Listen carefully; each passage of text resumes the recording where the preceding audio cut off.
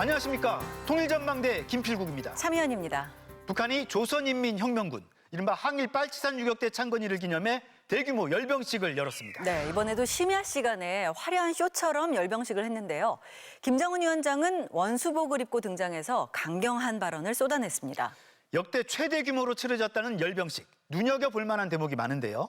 박철현 기자, 하나씩 살펴볼까요? 네, 이번 열병식은 예전보다 훨씬 화려해졌는데요. 행사는 조명 달린 옷을 입은 항공 육전병의 스카이 다이빙으로 시작됐습니다.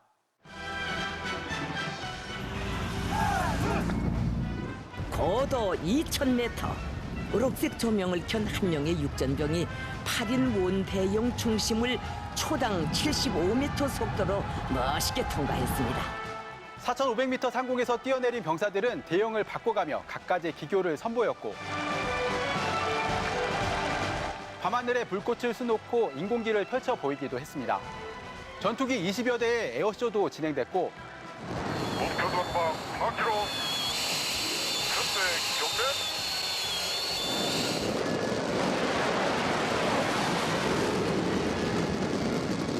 김일성 광장 상공을 통과하는 비행사들에게 관중들은 열렬한 박수갈채를 보내고 있습니다. 대동강을 따라 주체사상탑 광장까지 이어지는 부교에도 불꽃이 쏟아지며 화려한 분위기를 연출했습니다. 광장에서는 북한이 혁명 무력의 시원으로 꼽는다는 두 자루의 권총과 바로 이것이 백두혈통의 근본입니다. 노동당 마크 등을 형상화한 매스게임도 펼쳐졌습니다. 네, 행사도 행사지만 열병식을 전하는 북한 방송의 편집도 꽤 화려한 것 같습니다. 네, 북한은 열병식이 끝나고 하루 뒤인 26일 밤 영상을 공개했는데요. 편집에 상당히 공을 들였습니다. 마치 올림픽 개회식 행사처럼 사전에 촬영한 영상물과 현장 중계 영상을 교차 편집하기도 했고요. 드론 촬영도 동원하고 곳곳에 효과 음악도 넣어 제작했습니다. 이번 열병식은 김정은 집권 후 12번째로 열린 건데 2020년 당 창건 75주년 이후로는 4번 연속 밤에 했습니다. 조명 효과 등을 활용해 화려함을 극대화하려는 의도라는 분석도 나옵니다. 네, 김정은 위원장이 입은 하얀 원수복을 두고서도 말이 많던데요. 네, 김 위원장은 공식 행사에선 처음으로 하얀 원수복을 입고 등장했는데요. 견장에는 목란꽃이 큰 별을 감싼 계급장이 보입니다. 군 원수 계급장엔 큰 별만 있고 공화국 원수는 별을 목란이 반쯤 감싸는데 대원수는 별을 목란이 완전히 감싸는 만큼 대원수 계급장에 가까워 보입니다. 네, 그렇다면 김 위원장도 대원수로 격상됐다는 말인가요? 국정원은 지난 2020년 김 위원장 지위가 대원수급이 될 가능성이 있다고 분석했었는데요. 김정은도 지금 원수인데 대원수급, 거의 대원수급 가능성이 있다, 이런 이야기가 있었습니다. 우리 정부는 판단을 유보했습니다. 과거 알려진 북한 계급장 체계상 대원수로 보이는 계급장을 단 건 맞지만 계급장 모양이 바뀌었을 수 있고 북한이 공식 보도한 적이 없다는 이유 때문인데요. 실제 북한 방송은 이번에도 대원수가 아닌 그냥 원수로 지칭했습니다. 김정은 동지, 정녕 우리 원수님 아니시라면 과연 그 누가 천겹만겹 앞살의 쇠사슬을 부시며 김일성은 1992년 대원수 칭호를 받았고 김정일은 사후인 2012년 대원수로 추대됐는데 만약 김정은 위원장이 대원수로 격상됐다면 선대에 비해 상당히 빠른 셈입니다. 김 위원장이 일종의 군복에 해당하는 원수복을 입고 조선인민혁명군 창건 기념일에 등장했다는 건 군사 지도자로서의 위상을 강조하려는 의도라는 분석도 나옵니다.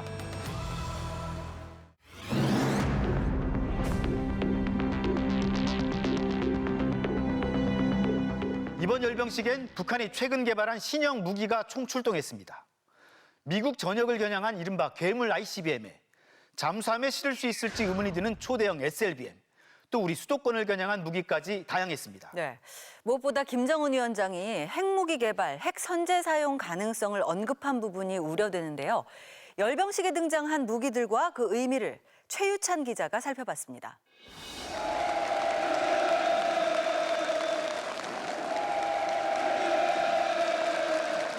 김정은 위원장은 16분간 이어진 연설에서 핵 무력, 핵 전투 등 핵을 7번이나 언급했습니다. 이 땅에서 우리가 결코 바라지 않는 상황이 조성되는 경우에까지 우리의 핵이 전쟁 방지라는 하나의 사명에만 속박되어 있을 수는 없습니다. 핵무력을 질적 양적으로 강화해 실제 전쟁 상황에서 다양한 핵 전투 능력을 발휘하며 핵무기 사용도 방어적 목적뿐 아니라 북한의 근본 이익을 침해할 경우까지로 확대한다는 뜻도 밝혔습니다. 전쟁 상황이 아닌 상황에서도 자기들이 상황 타개를 위해서 언제든지 핵을 쓰겠다라고 하는 교리를 밝힌 거고요. 이 경우는 기존의 핵 보유국에서는 그 어디서도 볼 수 없는 공격적인 핵 운영 교리입니다. 김 위원장은 동시에 군의 빠른 변화, 현대화를 주문했습니다.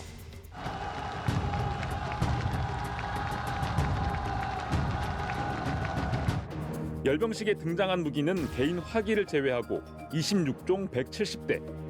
먼저 핵무기 탑재용 대형 미사일들이 눈에 들어옵니다.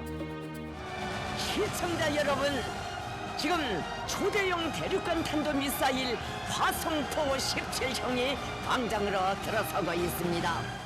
최대 사거리 15,000km로 미국 전역을 사거리로 하는 괴물 미사일. 지난 3월 북한이 정찰위성 발사에 대성공을 거뒀다며 화려한 영상까지 공개한 바로 그 발사체입니다. 하지만 당시 한미 군 당국은 북한이 4차례의 시험 중 3번째 미사일이 실패하자 4번째는 화성 15형을 쏘고 17형인 것처럼 조작했다고 판단했습니다. 이번 열병식에는 총 4기가 공개됐는데 지난 3월 실패 이후 결함을 급하게 수정해 추가 생산한 것으로 평가됩니다. 북한이 ICBM을 여러 발 생산한 것이 아니라 분명히 사격하면 소모하지 않았습니까? 그 소모한 것을 채워 넣는 그런 스케줄 일정. 지난해와 올해에 걸쳐 발사한 극초음속 미사일 화성 8형. 조선노동당의 절대 병기들이 조속단 앞을 지나고 있습니다. 빠른 속도와 요격 회피 기동 기능을 갖춘 북한의 차세대 주력 중거리 미사일로 평가됩니다. 이번 열병식에 새로 공개된 신형 수중발사 미사일 SLBM은 작년 초 공개된 북극성 5형보다 탄두부가 크고 길어졌습니다. 이 땅 위에서 단번에 솟구쳐 오른 세계 최강의 병기. 그처럼 위력한 수중 전략 탄도탄 종대입니다. 대남용 무기들도 공개됐습니다. 남한 전역을 겨냥하는 북한판 이스칸데르 KN 계열 미사일, 또 이를 축소한 신형 유도 무기도 나왔습니다. 4개의 발사관에서 탄도미사일을 연속 발사할 수 있는 이 단거리 미사일의 사거리는 110km, 딱 서울 수도권이 목표입니다. 북한은 지난 16일 이 전술유도 무기 시험 발사 당시 핵무기 탑재 가능성을 언급하기도 했습니다. 직경이 제법 돼요. 그러니까 이론적으로 불가능한 건 아니고요. 핵탄두를 개발하겠다고 작년 1월 당 8차대에서 얘기를 했잖아요. 재래식 탄두만으로도 충분히 위협적인 4연장 초대형 방사포는 이미 광범위하게 실전 배치된 것으로 보입니다. 사거리를 줄여서 이제 탄두의 탑재 중량을 넓히면 고폭탄뿐만 아니라 확상탄까지 발사할 수 있는.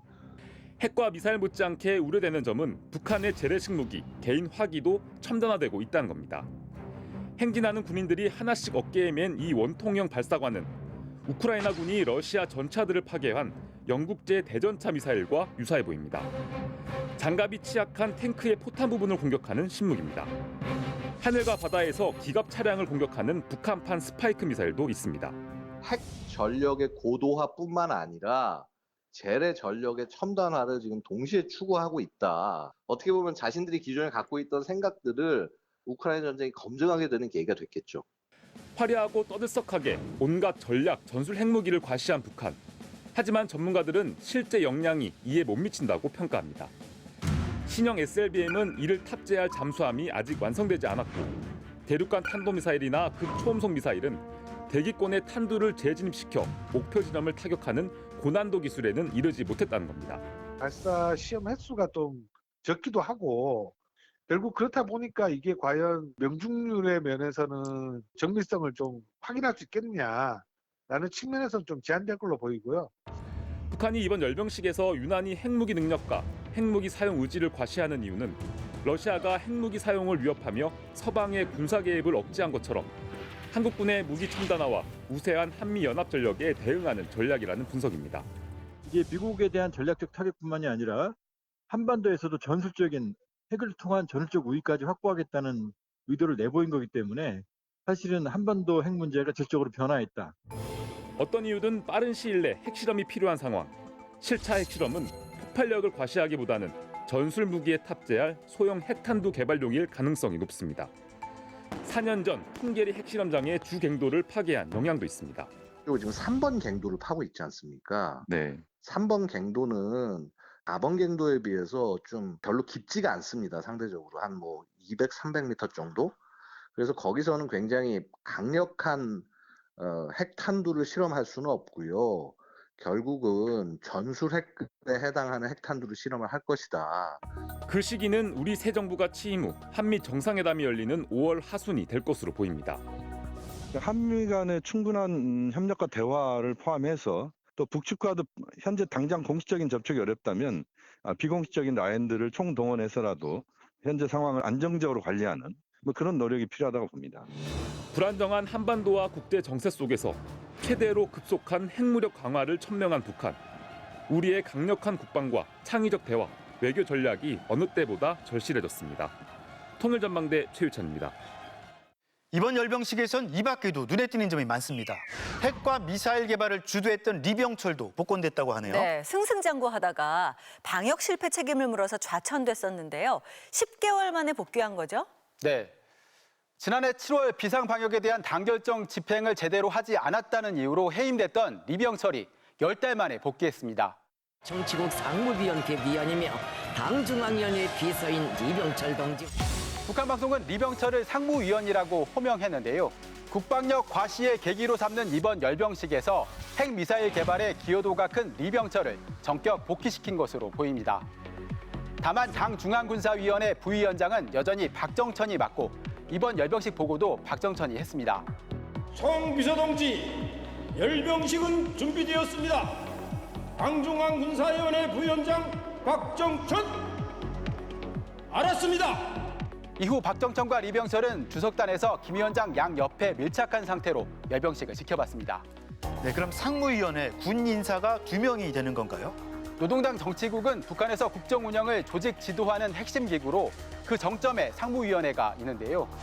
김정은 위원장과 최룡해 최고인민회의 상임위원장, 조용원 당 조직비서, 김덕훈 총리, 박정천 부위원장까지 5명이던 상무위원이 리병철까지 6인 체제로 재편된 겁니다.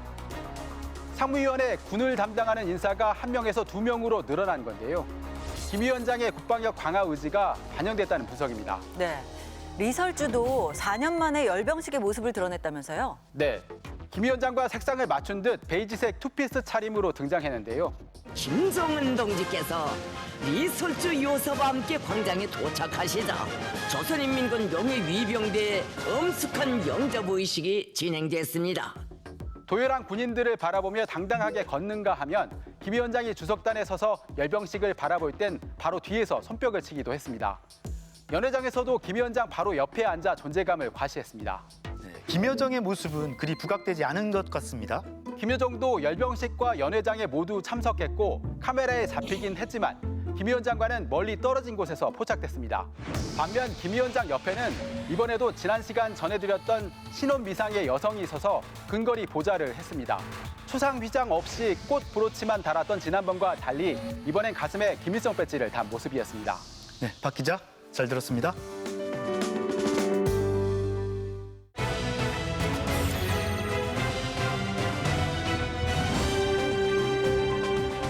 지난주에 이어서 나이 이야기 계속 해볼 텐데요.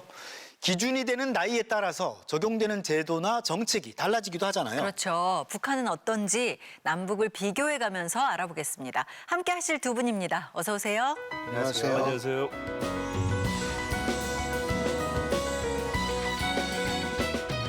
저는 나이 그렇게 궁금하지 않아서 잘 안 물어보는데 지난주에 어떻게 해서 알게 됐습니다. 예순이시잖아요. 네. 예. 한국에서는 예순이면 좀 중년에 해당하는데 북한에서는 어떤지요? 예, 그 북한에서는 예순이면 이제 노년에 속합니다. 네. 가끔씩 이제 북한에 있는 지인들하고 통화할 때가 있거든요. 야, 넌 거기서 젊게 사니까 다행인 줄 알아. 여기선 그러니까 우리 또래들이 다 이젠 할아버지 취급받는다고 네. 그렇게 이제 이야기를 하고 납니다.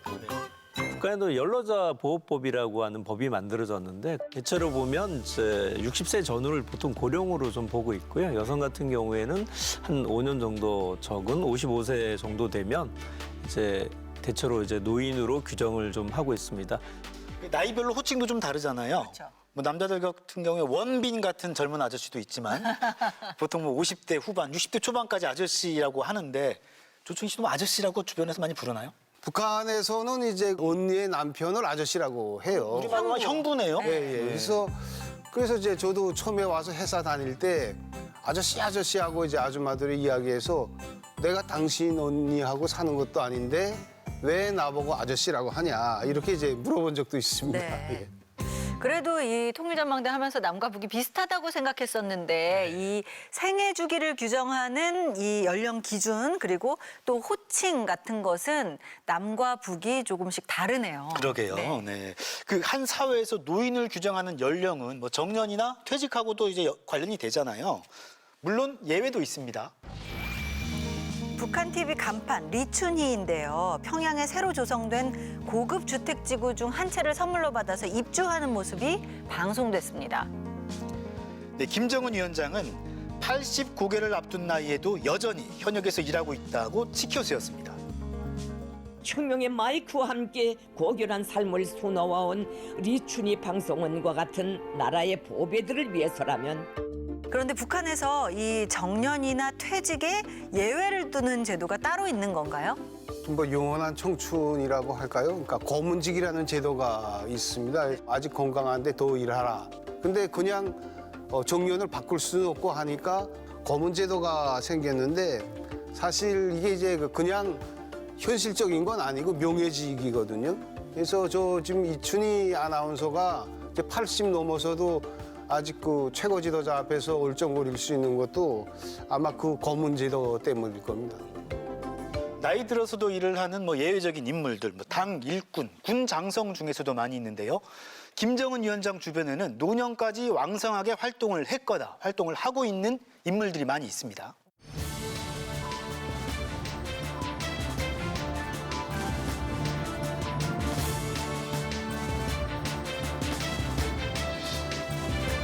북한에서는 이제 우리 못지않은 굉장히 중요한 서열이 있거든요. 그게 이제 당에서 내리는 서열들입니다. 당의 주요 간부들은 이제 행정직이라든가 그다음에 최고인민회의라든가 이런 역할을 맡기도 하지만 이제 사회적 경험으로 많이 이제 그런 살리는 제도와 더불어서 당에 있는 인물들을 좀 이제 우대하는 측면에서 이런 여러 가지 제도들도 운영을 하고 있습니다. 북한에서 뭐 일반 주민들은 60이 되면 퇴직을 한다 그랬잖아요. 그렇다면 생계는 어떻게 유지를 합니까? 퇴직이 되면 일단은 그 연로 보장 제도라고 그 연금 제도 비슷한 게 있기는 있습니다. 90년대 이후 이제 경제난으로 경제가 파괴되고 이렇게 되면서 이런 제도들은 전제는 하고 있지만 실제 현실에서는 그렇게 뭐 아무 의미가 없고요. 실질적으로는 그 가족들, 자식들의 이제 부양을 받으면서 생활하고 있거나 자기가 뭐 할 수 있으면 뭐 가스나이터 였는다든지 뭐 산에 가서 부대기 일커서 농사 짓는다든지 뭐 이런 그 방식으로 생활을 하고 있습니다. 네. 법적으로는 이제 공급 대상자가 규정이 돼 있죠. 어떤 경우에는 이제 몇 호 공급 대상자로 나눠져 있고 그 행적이라든가 공로에 따라서 우선 공급을 많이 하고 있고 그래서 뭐 일부에서는 꽃제비에 비해 가지고 노인들 중에서 이렇게 어렵게 생활하는 경우는 뭐 노제비라고 표현을 하기도 합니다. 뭐 장마당을 좀 떠돌면서 어렵게 생활하는 경우도 꽤 많이 있습니다. 그렇군요. 자, 고령화 사회, 초고령 사회까지 가면서 이 노인층의 복지는 남한이나 북한이나 좀 고민이 깊어지는 문제가 아닐까 하는 생각이 듭니다. 그렇다면 어린이들은 어떨까요? 어린이들한테 나이가 중요한 시점이 북한에서는 언제일까요? 네, 우선은 이제 학교에 입학하는 시기가 이제 굉장히 중요하고요. 네.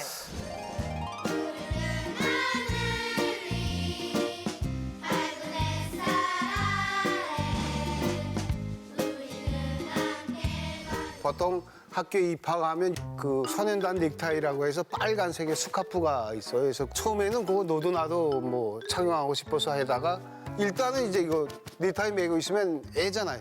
그 넥타이 맨 채로 어디 가서 뭐 몰래 담배 한 대 피울 수 없거든요. 어른들한테 욕먹어서. 저희도 학교 다닐 때 학교 벗어나면 넥타이 풀어서 주머니에다 놓고 이제 다니기도 했는데 그 14살이 되면 이거 풀고 청년동맹에 가입을 하거든요. 청년동맹에 가입하는 시기가 좀 의미가 있다고 말할 수 있겠습니다. 북한에서는 3대 핵심 조직을 꼽으라 그러면 이제 당 조직하고 군 조직하고 청년 조직을 꼽을 정도로 핵심적인 그 조직 기관인데 14살부터 30살까지 의무적으로 이제 가입을 하게 되고요. 이게 가입하게 되면 이제 스카프는 이제 벗지만은 청년동맹 휘장, 초상 휘장이 다릅니다. 이때부터는 굉장히 센 군사훈련, 그 다음에 이제 사회동원 훈련에 참여해야 되는 나이가 되기도 합니다.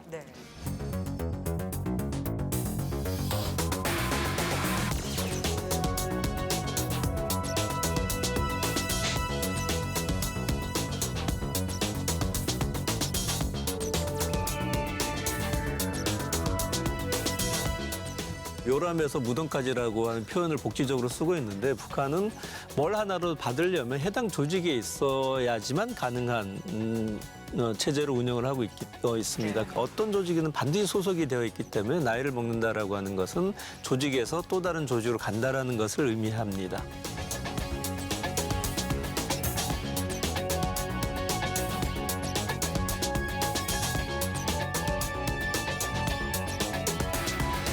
남한과 북한, 뭐 유치원이나 초등학교 입학하는 나이 비슷한 것 같고요. 뭐 고등학교 졸업하는 나이도 비슷해 보이는데 대학에 입학하는 나이는 좀 차이가 있는 것 같습니다. 조충희 선생님은 몇 살에 대학에? 저는 이제 그 제대돼서 도육대 나가서 9년 있다 제대돼서 장가가는 나이 다 돼서 대학에 갔습니다. 뭐 수업은 계속된다라고 하는 드라마가 있는데 거기다 보면 이제 고급 중학교를 졸업하고 나서 우리가 어디로 갈 것인가를 이렇게 결정을 합니다. 우리 협동농장으로 집단 가자라고 했는데 반발하는 학생들도 있어요. 나는 대학 진학하는 게 꿈이었었고 그것 때문에 열심히 해왔는데 무시할 수 없다.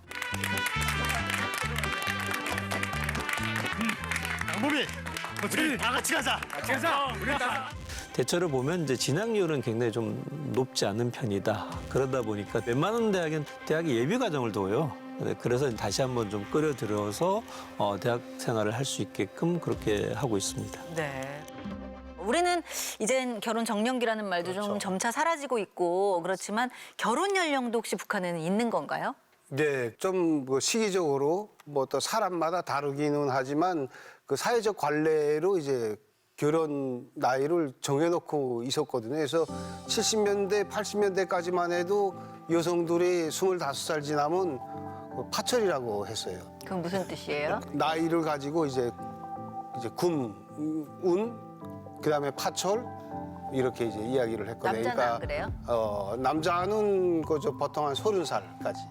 30살까지인데 남자도 군대 나갔다 오면 이제 27, 28, 29, 30이니까 그때 이제 남자는 30살까지였는데 시장이 형성되고 그다음에 이제 여성들이 가정의 경제 생활에서 차지하는 비중이 커지기 시작했거든요. 사회적 인식도 이제 굉장히 많이 달라지면서 완전하지는 않지만 그래도 결혼 정년기가 조금 이제 늦어지고 있습니다. 사회 변화가 어떤 결혼 연령에 결정적인 영향을 미쳤네요.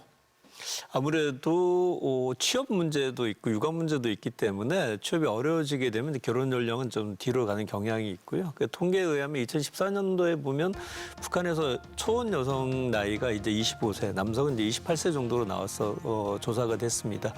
근데 우리 사회도 이런 그 연령이라고 하는 것이 많이 좀 사라졌고요. 필요할 때 필요하다면 뭐 좋은 사람을 만난다면 이런 걸로 좀 바뀌고 있죠. 일상생활에서 나이가 나를 규정한다는 생각을 잘 못하고 살았었거든요. 우리가 예전에 잘 모르면 선생님한테 물어봤었고 선생님이라는 의미는 이제 먼저 태어난 분들이잖아요. 지금은 오히려 젊은 사람들 더 많이 물어보는 상황이 좀 됐었고 연공서열이라든가 나이를 중시하는 풍조보다는 어떤 능력이라든가 동등한 가치를 더 지향하는 쪽으로 가지 않을까 그렇게 생각을 하고 있습니다. 남한과 북한의 나이 계산법, 또 나이와 관련된 문화와 정책도 알아봤는데요. 비슷한 면도 있지만 차이도 크네요. 네. 어릴 때는 한 살이라도 많게 보이려고 했다가 언젠가부터는 또 조금이라도 젊게 불리고 싶어 했었는데요. 나이가 어떻든 젊게 사는 것도 중요할 것 같습니다. 오늘 도움 말씀 고맙습니다. 감사합니다.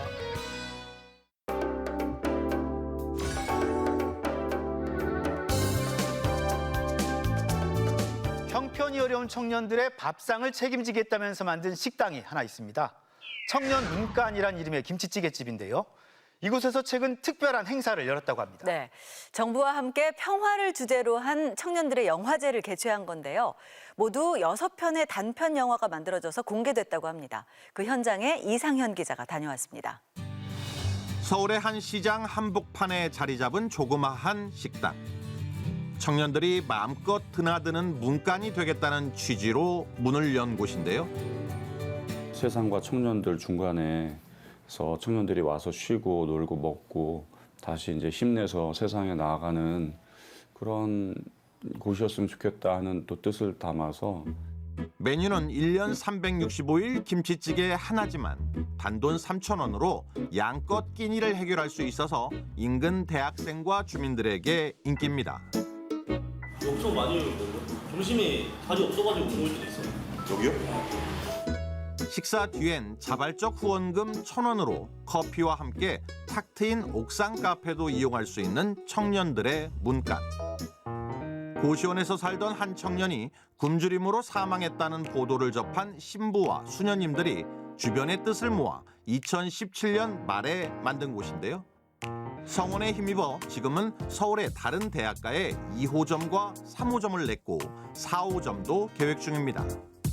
처음에 시작했을 때는 확신은 들지 않더라고요. 더더군다나 천주교 신부가 뭐 식당을 운영한다는 것도 좀 생소하고, 그런데 와서 이용해 주시는 많은 청년분들이 오히려 저희를 응원해 주시고 위로해 주셔가지고 하기를 잘했다 이렇게 생각하고 있습니다. 최근엔 사회적 협동조합으로 새롭게 출발하며 청년 문화 사업에도 뛰어들었는데요. 그중 하나가 지난주에 결실을 맺었습니다.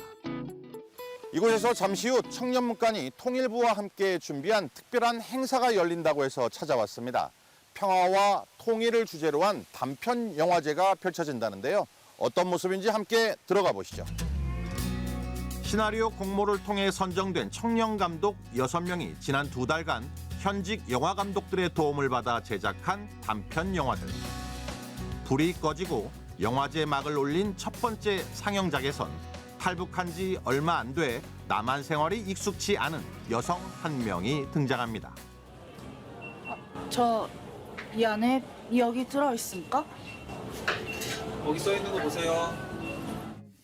엄마가 끓여주던 미역국과 북한식 두부밥으로 외로이 자신의 생일상을 준비하며 북한에 있는 부모님을 사무치게 그리워하는 모습을 차분하게 그려냈습니다. 부모님을 그리워하는 마음은 돌아가셔도 슬프고 멀리 떨어져 있어도 슬프잖아요. 그 마음 때문에 이제 지금은 부모님이 옆에 같이 계시지만 그 나중에 떨어져 있을 시간을 생각하면 되게 슬픈 영화가 되지 않을까 싶습니다.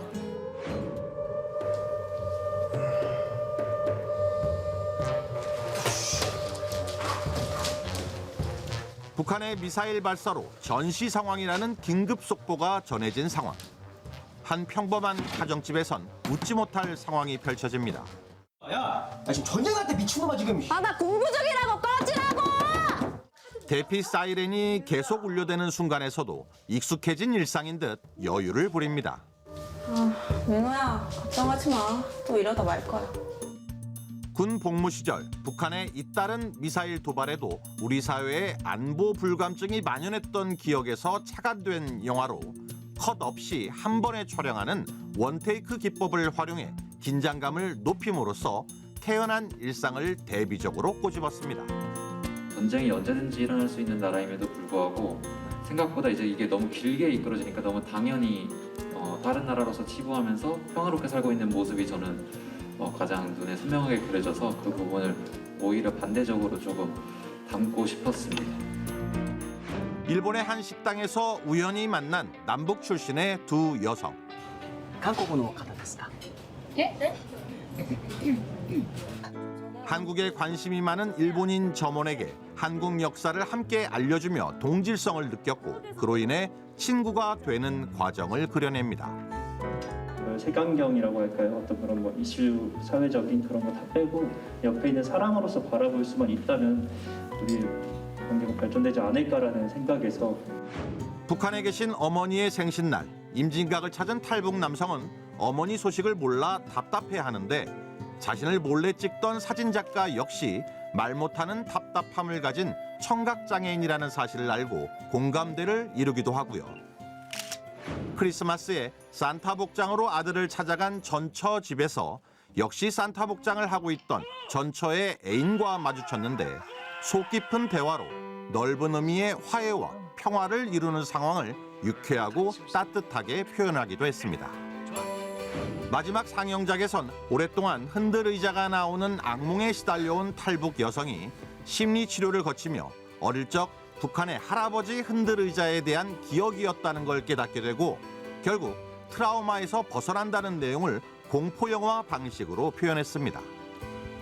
현재 한반도의 시점에서 봤을 때 남과 북이 분단되어 있는 그 모습 또한 우리 민족이 가지고 있는 하나의 큰 트라우마라고 생각을 했기 때문에 그거를 뭔가 극복하는 과정에서 평화를 도래해보지 않을까.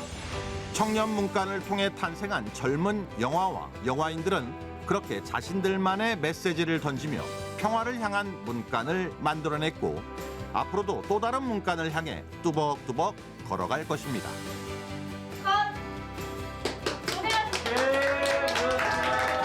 통일전망대 이상입니다.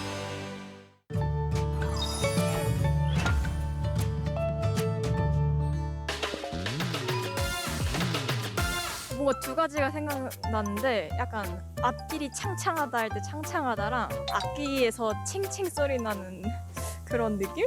챙챙하다? 비슷한 한국말도 잘 없는 것 같아요. 잘 모르겠어요. 북한말 챙챙하다는 소리가 야무지고 맑다는 뜻입니다.